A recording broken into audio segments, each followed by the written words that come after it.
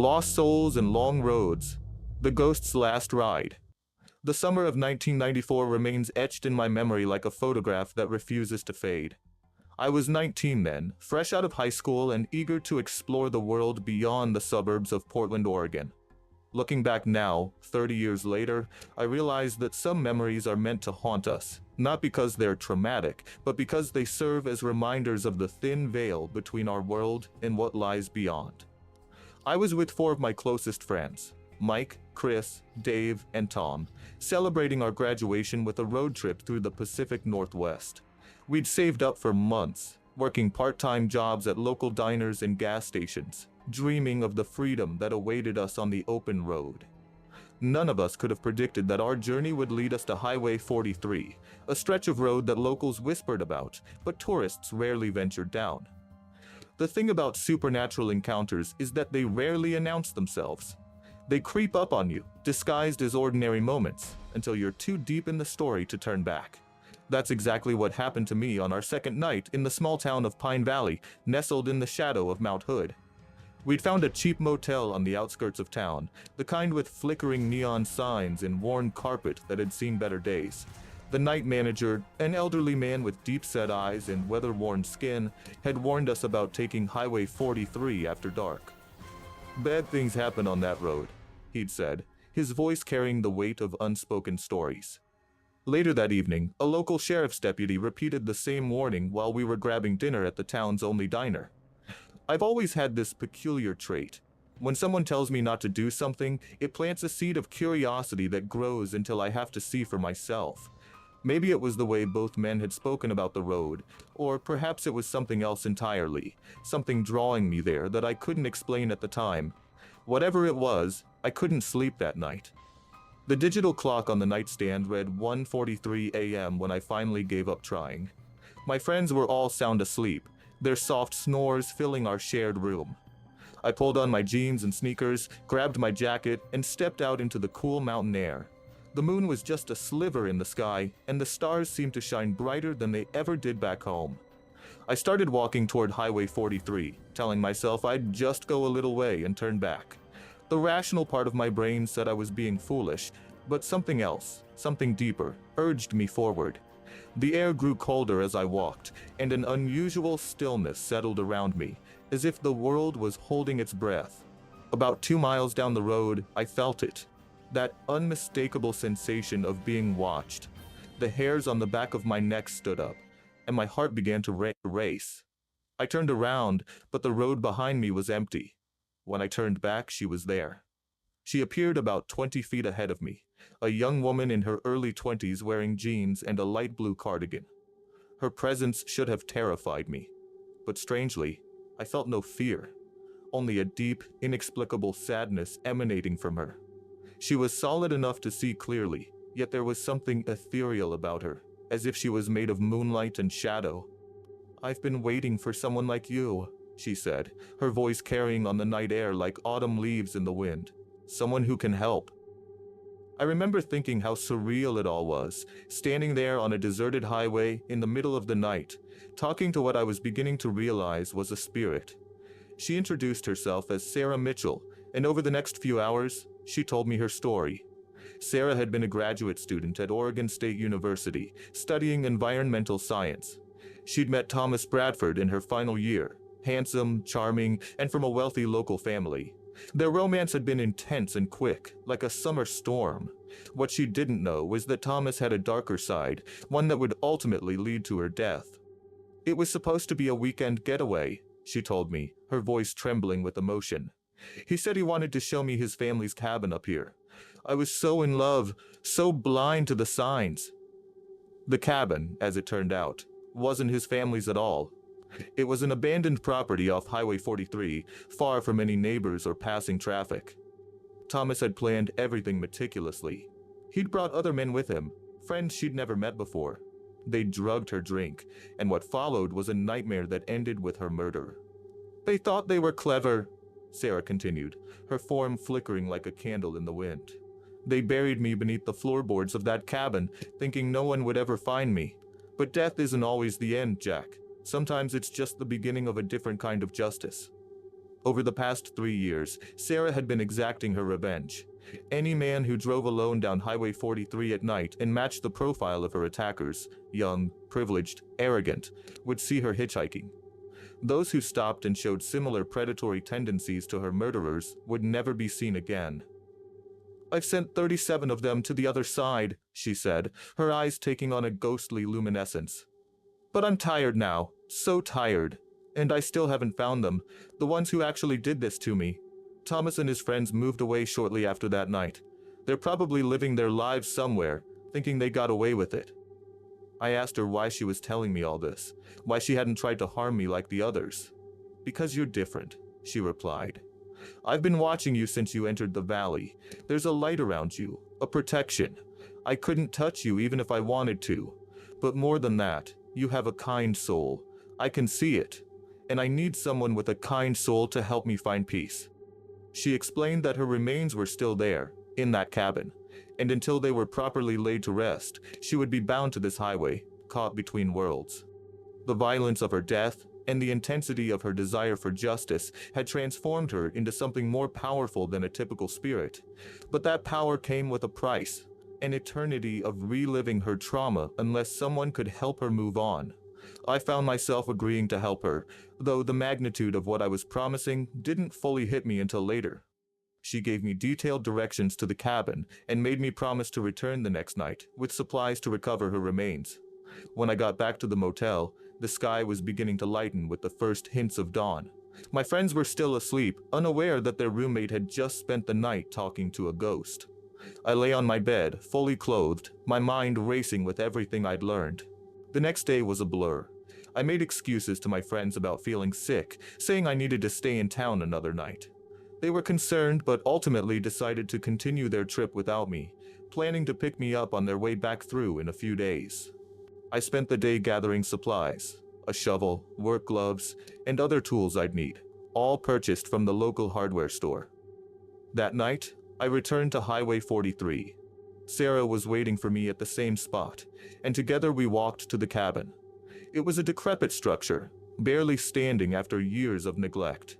The forest had begun to reclaim it, with ivy climbing the walls and moss covering the roof. The work was difficult and emotionally draining. Following Sarah's directions, I pulled up the rotting floorboards in what had once been the cabin's main room. The soil beneath was hard-packed, but I could tell it had been disturbed years ago. I dug for what felt like hours, my flashlight propped against a wall, casting long shadows across the cabin's interior. When I finally found her remains, Sarah's spirit became agitated. The air in the cabin grew cold enough to see my breath, and the flashlight flickered erratically. But she didn't disappear or try to stop me. Instead, she watched silently as I carefully removed every bone, every scrap of clothing I could find, and placed them in the large canvas bag I'd brought. "There's a cemetery in Pine Valley," Sarah said as I finished my grim task. "My family has a plot there. They never found me, never knew what happened. My parents died still wondering where their daughter had gone. I promised her I would ensure she was properly laid to rest." As I gathered the last of her remains, something caught my eye. A small silver locket, tarnished but intact, half buried in the soil. When I showed it to Sarah, she became very still. "My grandmother gave me that for my 16th birthday," she whispered. "I was wearing it that night. It has pictures inside. One of me, one of my parents. This is proof. This could help find them, couldn't it?" I realized she was right. The locket was physical evidence, and inside were photographs that could help identify her. More importantly, it was a direct link to her identity and her case. I carefully pocketed the locket, knowing it would need to be turned over to the authorities. What happened next was something I'll never forget. As I stood there in that cabin, holding the bag containing Sarah's remains, she began to change. The anger and sadness that had surrounded her like a dark cloud began to lift. Her form became brighter, more radiant. "Thank you," she said, her voice sounding distant now, as if coming from across a great divide. "But before I go, there's something you should know. The man who killed me, Thomas Bradford, he's in Seattle now. He's a real estate developer, living under the name Thomas Blackwood. The others." She gave me 3 more names and locations. information she'd gathered over her years of haunting the highway. "I'm not asking you to seek revenge," she continued. "That path only leads to more darkness. But justice is different. The locket, the remains, the names, use them wisely." With those words, there was a sudden burst of light, like a flash of lightning inside the cabin. When my vision cleared, Sarah was gone. The oppressive atmosphere that had permeated the area lifted, replaced by the natural sounds of the forest at night. I did what I promised. I took her remains to the local authorities, along with the locket and the information she'd given me about her killers. The case of Sarah Mitchell, missing graduate student, was reopened. The evidence from the cabin, combined with the names and locations she'd provided, led to multiple arrests. Thomas Bradford, or Blackwood, and his accomplices were finally brought to justice. Sarah's remains were laid to rest in her family plot in Pine Valley Cemetery. I attended the service, standing at the back of the small crowd that had gathered. Most were locals who remembered the case of the missing student from years ago, but I noticed a few young women there too, who I later learned were families of other victims. Women who had vanished under similar circumstances, but whose cases had never been solved. Highway 43 is different now. The locals say the haunting has ended, that the mysterious disappearances of young men have stopped. Sometimes, late at night, travelers report seeing a brief flash of light along the road, like a star falling to earth. But no one sees the hitchhiking woman anymore. As for me, that summer changed everything. My brush with the supernatural led me down a different path in life. I became an advocate for missing persons cases, working with families and law enforcement to help bring closure to those left behind.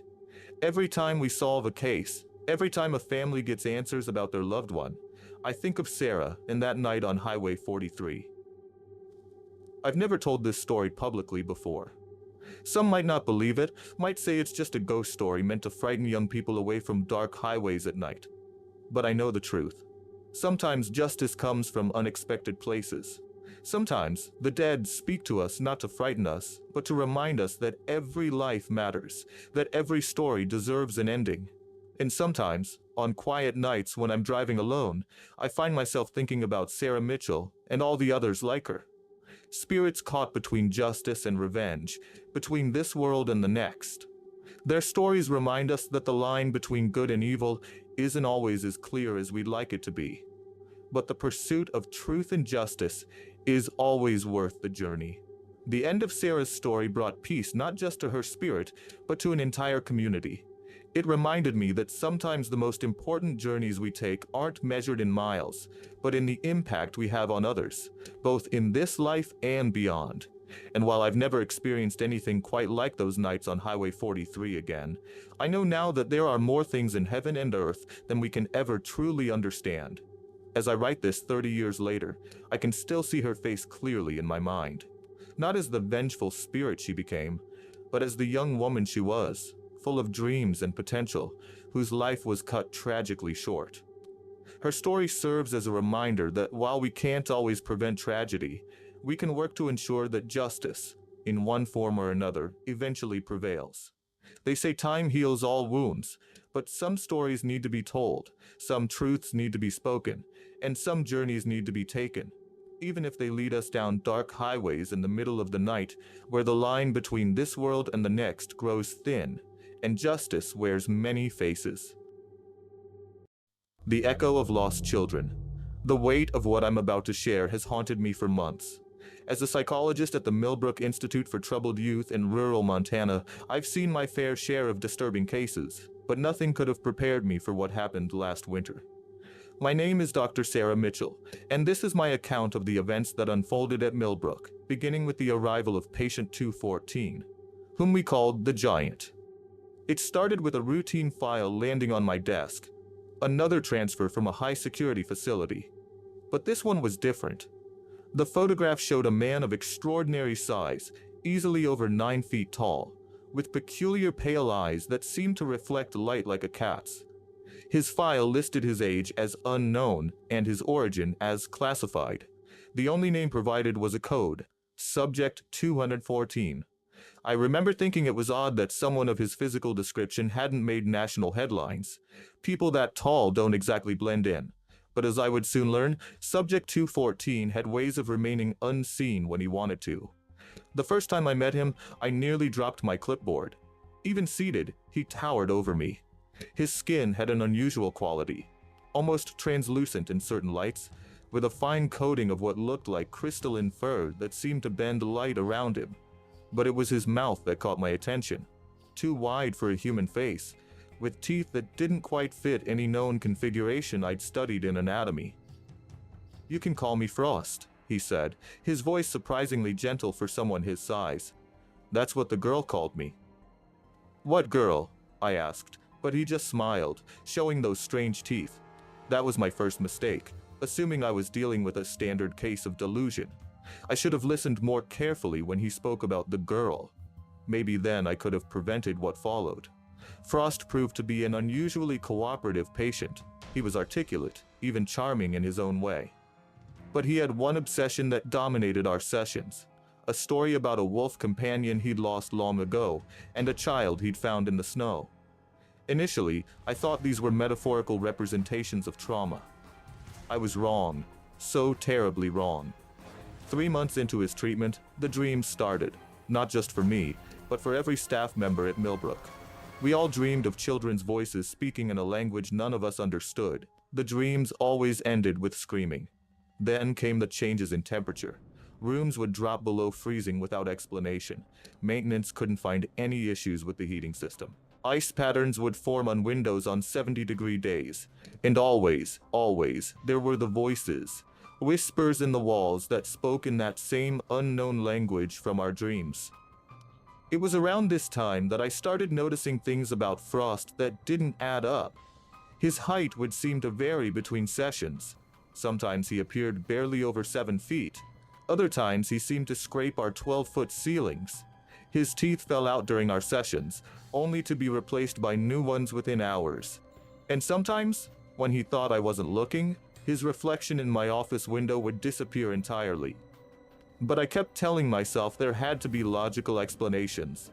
I was a scientist after all. I didn't believe in monsters or ghosts or things that go bump in the night. That changed the day I found the old photographs. They were tucked away in a forgotten file cabinet in the basement. Pictures from the 1920s when Millbrook had been something else entirely. The St. Christopher's School for Indigenous Children. The images showed rows of solemn-faced Native American children in Western clothes, standing in front of the same building where I now worked. But it was the last photograph that stopped my heart. There, in the background, barely visible in the tree line, was a familiar figure. Impossibly tall, with that same light-bending quality to his skin. And beside him, a small girl with mottled, frost-bitten skin and fierce eyes. The photo was dated 1926. That night, Frost escaped his cell, but he didn't leave the facility. Instead, he made his way to the old chapel basement, a part of the building that had been sealed off for decades. When we found him, he was kneeling in front of a section of wall, talking in that strange language from our dreams. What happened next still feels like a nightmare. The wall began to crack, not from any physical force, but from the cold. A cold so intense it made the air crystallize. And through that crack came the voices of children, no longer whispering but singing. The wall crumbled, revealing a hidden chamber. Inside, we found them. Hundreds of small bones buried beneath the foundation of the building. Each set of remains showed signs of abuse and neglect. They were the missing children from St. Christopher's, the ones the school claimed had run away or been reclaimed by their families. But that wasn't the most horrifying discovery. Among the bones, we found something else. A journal written by one of the school's former administrators. It detailed the systematic abuse and murder of children who refused to abandon their native language and customs. The final entry described a night of terror when something impossibly tall broke into the school with a frost-burned child at its side. The administrator's account ended mid-sentence. According to police records from 1926, every adult in the school was found dead that night, torn apart by what investigators called an animal attack. But not a single child was harmed. When I returned to my office after the discovery, Frost was waiting for me. He looked different somehow, more solid, more real. Now you know, he said, about the School of Forgetting. Those children in the basement were her friends, her family, the ones she couldn't save before they silenced them forever. He smiled, showing those strange new teeth. But she saved others, we saved others, and now they want to come home. That's when I heard it. The singing again, but closer now. The temperature in my office plummeted. Frost's smile widened impossibly, and in the growing frost on my windows, I saw them, the reflections of children, dozens of them, their forms made of ice and shadow. "What are you?" I whispered. "I am what I have always been, a protector of those cast out for being too strong, too different, too true to themselves." He stood, seeming to grow taller with each word. "And now, Dr. Mitchell, you have a choice to make." The singing grew louder. Through the frost on my windows, I could see more shapes gathering outside. Children made of winter wind and starlight, their eyes bright with ancient memory. What choice? Whether to help us finish what we started. The School of Forgetting is gone, but there are others. So many others. Places where they still try to make children forget who they are. We can stop them. We can save them. But we need someone on the inside. Someone who can open doors. I looked at the shapes in the frost, at their eager, waiting faces. I thought about the bones in the basement, about all the children who had died alone in the dark. I thought about systems of power that crushed the different, the unique, the strong-willed. I thought about monsters, and realized that sometimes the real monsters aren't the ones with strange teeth and impossible heights. I made my choice that night. And if you're reading this, you probably have a choice to make too. Because Frost is still out there, still hunting, and he's not alone anymore. We're building something new. Not a school of forgetting, but a place of remembering. A place where the lost and the strong can find each other. The changes have already started in me. This morning I noticed my skin has begun to shimmer in certain lights. My teeth feel loose, and when I look in the mirror, sometimes my reflection isn't quite there. But I'm not afraid anymore. Because now I understand what Frost knew all along. That sometimes the greatest acts of kindness come from the creatures we're taught to fear, and the most monstrous acts are committed by those who claim to be protecting us. So if you hear singing in a language you don't understand, if you see frost patterns forming on your windows on a warm day, if you notice a tall figure watching you from the shadows, don't be afraid. We might be coming for you next. Not to hurt you, but to free you. To help you remember who you really are. After all, there are still so many schools of forgetting out there. And winter is coming. Last night, I asked Frost about the girl, the one he found in the snow all those years ago. He smiled that impossible smile and pointed to my window. There, in the frost, I saw her reflection. A small figure with mottled skin and fierce eyes, forever young, forever strong. She waved at me, and I waved back. We have work to do, the three of us. Important work. Because somewhere out there right now, another child is being told to forget who they are. But we won't let them forget. Not anymore. I should warn you. If you're reading this and you work at one of those places, one of those modern schools of forgetting, you might want to start running. Because on the next cold night, when the wind howls and the windows freeze, you might hear singing. You might see a tall figure with strange teeth, and a small girl with frost-burned skin, and behind them you might see me, and all the others we've freed, an army of the remembered, coming to tear down your walls. We are the ones you tried to make forget, but we remember. We remember everything, and we're coming to help others remember too. The sun is setting now, and the first frost of the evening is starting to form on my window. I can hear the singing starting, soft and sweet, in that ancient language that I'm slowly beginning to understand. Frost is waiting outside with the others. It's time for me to go. There's a new school we've found, you see. One that needs to be reminded about the importance of remembering. I just hope they're ready for the lesson we're about to teach.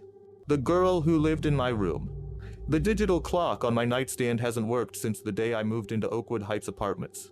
Mom says it's probably just bad wiring in this old building. But I know better. It stopped exactly at 2:00 a.m., and that's when everything began. I'm Melissa Chen, 28 years old, and until 6 months ago, I was living in a cramped studio in downtown Boston. When Mom suggested I move back home to help her after her knee surgery, it seemed like perfect timing.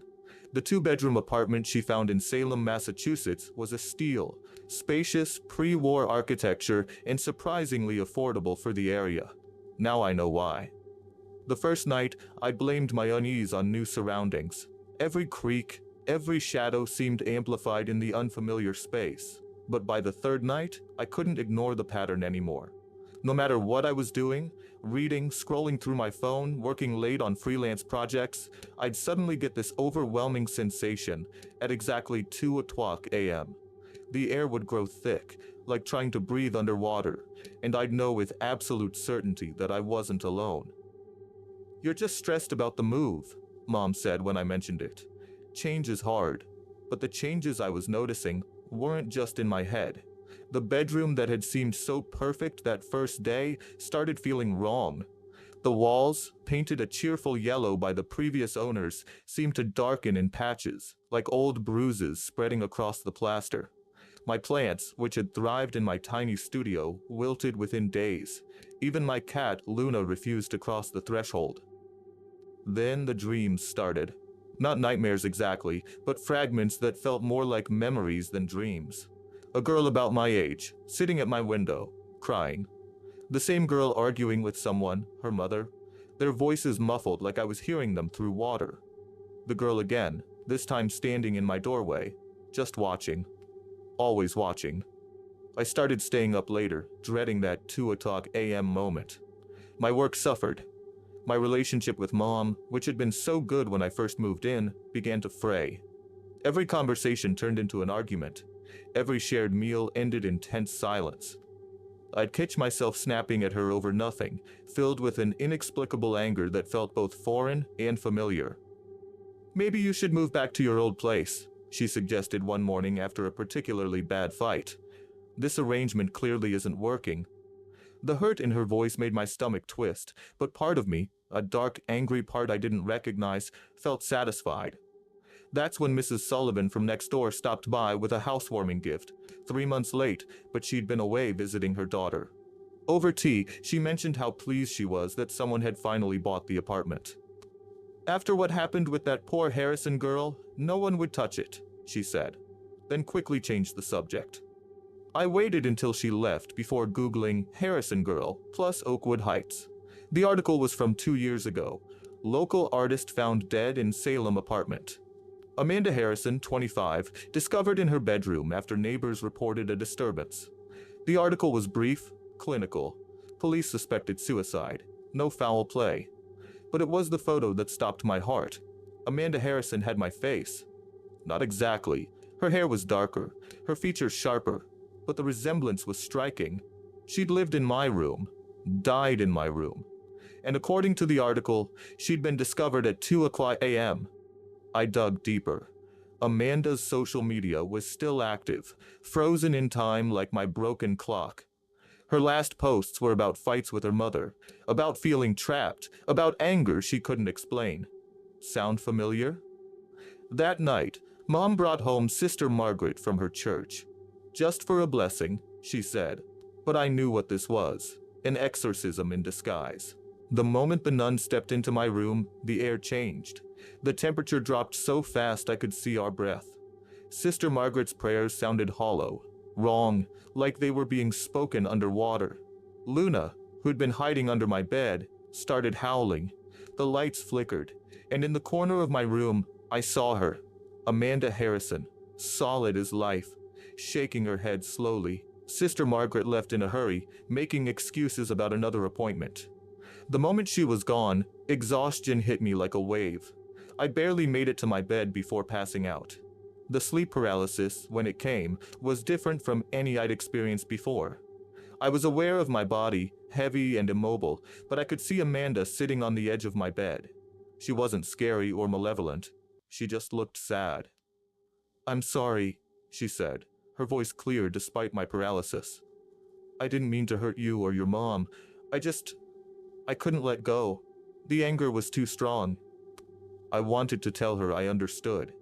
About anger that feels bigger than yourself. About words you can't take back. about relationships that break so slowly you don't notice until they're shattered. When I could finally move again, I did something that probably sounds crazy. I talked to her. Not through a Ouija board or any of that stuff. I just sat in my room and told her about my day, about my mom, about my own struggles with anger and fear. Sometimes I felt her listening. Sometimes I caught glimpses of her in my mirror, nodding along. I told her about my own mother, how we'd grown apart after my dad died, how we were trying to rebuild now. I told her it wasn't too late for her, that wherever she was, her mother was probably missing her, probably replaying their last fight over and over, wishing she could change it. You deserved better, I told her one night, but holding on to this anger isn't hurting anyone but you. The 2 a.m. feelings didn't stop immediately, but they changed. Instead of dread and anger, I felt sadness, then acceptance, then finally, nothing at all. The wall stains faded. My plants started growing again. Luna ventured back into my room. I found Amanda's mother's address online but never contacted her. Some part of me felt like that wasn't my story to tell. But I did leave flowers at Amanda's grave, and I swear the air felt lighter after that. Mom and I are doing better now. We still argue sometimes, but it's normal stuff, not that deep, inexplicable rage I felt before. We're both trying harder to listen, to understand, to forgive. The clock on my nightstand still doesn't work. I keep it set to 2 a.m. as a reminder, not of the haunting, but of the lesson. About how anger can become a ghost that haunts us. How forgiveness sometimes means letting go of someone else's pain as well as your own. Sometimes, late at night, I think I catch a glimpse of Amanda in my mirror. She's smiling now. I smile back and wish her peace. After all, we all have our ghosts. The trick is learning to live with them until they're ready to move on. I still live in that apartment. Some might think I'm crazy for staying, but it feels right. This is where I learned that sometimes the scariest ghosts are the ones we carry inside us. The anger, the regret, the words we never said. And sometimes, the only way to banish them is to face them head on, to speak to them with kindness, and to wish them well on their journey home. The other day, Mom asked if I'd ever considered moving out, now that her knee is better. I looked around my room, my bright, peaceful room, and thought about Amanda, about anger, about forgiveness. No, I said, I think I'm exactly where I need to be. She didn't understand why I was crying, but she hugged me anyway. And somewhere, in that space between 1:59 and 2:01, I felt Amanda hugging us both.